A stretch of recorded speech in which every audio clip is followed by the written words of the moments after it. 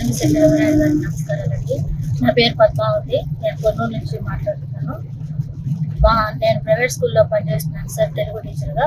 నాతో పాటు ఫిజిక్స్ టీచర్గా పనిచేస్తున్నటువంటి ఒక టీచరు కూచిపూడి జర్నియా జోసెఫ్ అనే ఆయన మా స్కూల్లో గేమ్స్ పెట్టినప్పుడు ఆయన ఉద్యోగాలు ఇప్పిస్తాడు పిల్లలకి అని చెప్పి, స్పోర్ట్స్ కోటాలో ఉద్యోగాలు ఇప్పిస్తాడు, అమౌంట్ కట్టే అని చెప్పి ఉన్నారు.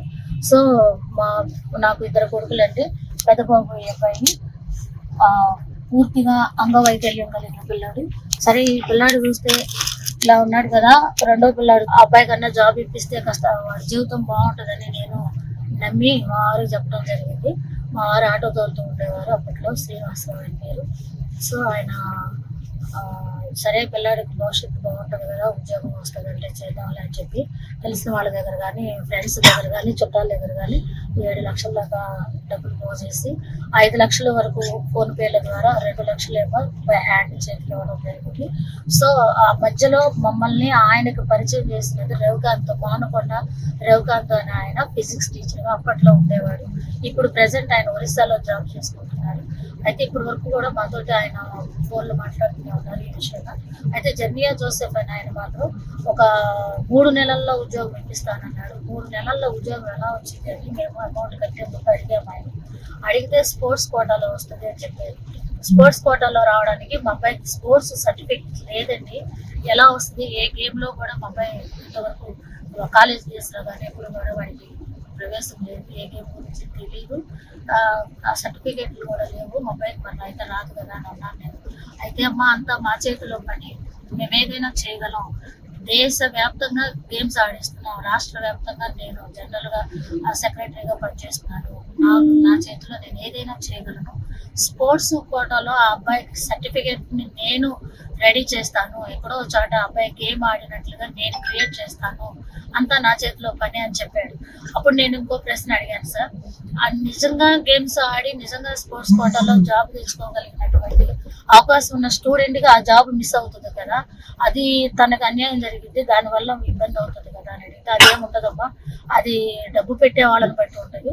మీరు 7 లక్షల దాకా తీసుకురాగలిగితే మీరు పెట్టుకుంటారు కానీ మీకు వస్తుంది, నేను తెప్పిస్తాను గ్యారంటీ అన్నాడు. ఉద్యోగం రాని పక్షంలో మీ అమౌంట్ మీకు తిరిగిస్తానన్నాడు. 5 లక్షల వరకు చెక్ ఇచ్చాడు. ఆ విషయాలన్నీ కూడా మేము ఎప్పటికప్పుడు అతనితో ఫోన్ చేస్తూనే ఉన్నాము. రవికాంత్ మాస్టర్ అని ఆయనతో కూడా మనం మాట్లాడుతూనే ఉన్నాం. సో ఆయన ఏం చేస్తున్నాడు, 2-3 ఏళ్ళు గడిపేసిన తర్వాత ముందు ఒక 3 నెలలు 4 నెలలు గడిచిన పిల్లాడు మొబైల్ షాప్లో చేసే పిల్లాడు కూడా మాన్పిచ్చేసి ఇంట్లో కూర్చోబెట్టాడు. ఎందుకంటే సడన్ గా జాబ్ వచ్చేస్తే నీకు సర్టిఫికేట్ వెరిఫికేషన్కి వెళ్ళాల్సి వస్తే ప్రైవేట్ కంపెనీ వాళ్ళు నీకు సర్టిఫికేట్స్ ఇవ్వరు. కాబట్టి ముందే నువ్వు జాబ్ మానేసి సర్టిఫికేట్స్ తెచ్చి నీ చేతిలో పెట్టుకొని ఇంట్లో కూర్చో, నేను ఎప్పుడో అప్పుడు ఫోన్ చేస్తానని చెప్పాడు. అప్పటి నుంచి ఇప్పటి వరకు ఇది 5వ సంవత్సరం అండి. 5 సంవత్సరాల నుంచి కూడా మా అబ్బాయిని ఖాళీగా ఉంచాడు. 3 ఏళ్ళు గడిచిన తర్వాత కూడా ఏంటండి మా అబ్బాయిని కూర్చోబెట్టారు, మేము జరగటం ఇంట్లో ఇబ్బందిగా ఉంటుంది, నెలకి 20,000 అన్న తెచ్చుకునే పిల్లలు, అది పోగొట్టారు, ఇటు ఉద్యోగం రాలేదు, సరిగదా తెచ్చిన అప్పులు వడ్డీలు అవుతున్నాయి, ఏంటి అని మేము కొంత గట్టిగా మాట్లాడుతూ ఉండేసరికి మా ఫోన్లు బ్లాక్ లిస్ట్ లో పెట్టడం జరిగింది. మధ్యవర్తి మాత్రంతో అతనితో మాట్లాడుతూ ఉన్నారు. అతనికి సమాధానం చెప్తున్నాడు ఆయన జోసెఫ్ అని ఆయన, కానీ మా దగ్గర మాత్రం మా ఫోన్లన్నీ బ్లాక్ లిస్ట్ లో పెట్టాడు, మాకు ఆన్సర్ చేయట్లేదు. సరే, మాకు మధ్యవర్తి మీద కూడా డౌట్ వచ్చి ఆయన ఎక్కడ గేమ్స్ పెడుతున్నారో ఏంటో కనుక్కొని అక్కడికి వెళ్తున్నప్పుడల్లా మమ్మల్ని చూసి ముందుగానే ఆయన వెళ్ళిపోతూ ఉన్నారు.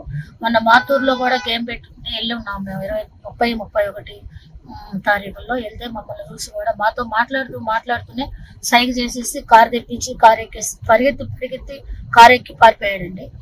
సో ఆయన ఎక్కడున్నా కానీ దయచేసి కొంచెం పట్టుకుని ఆయనను రప్పించి మా డబ్బు మాకు ఇప్పించి మాకు న్యాయం చేయాల్సిందిగా కోరుకుంటున్నాము.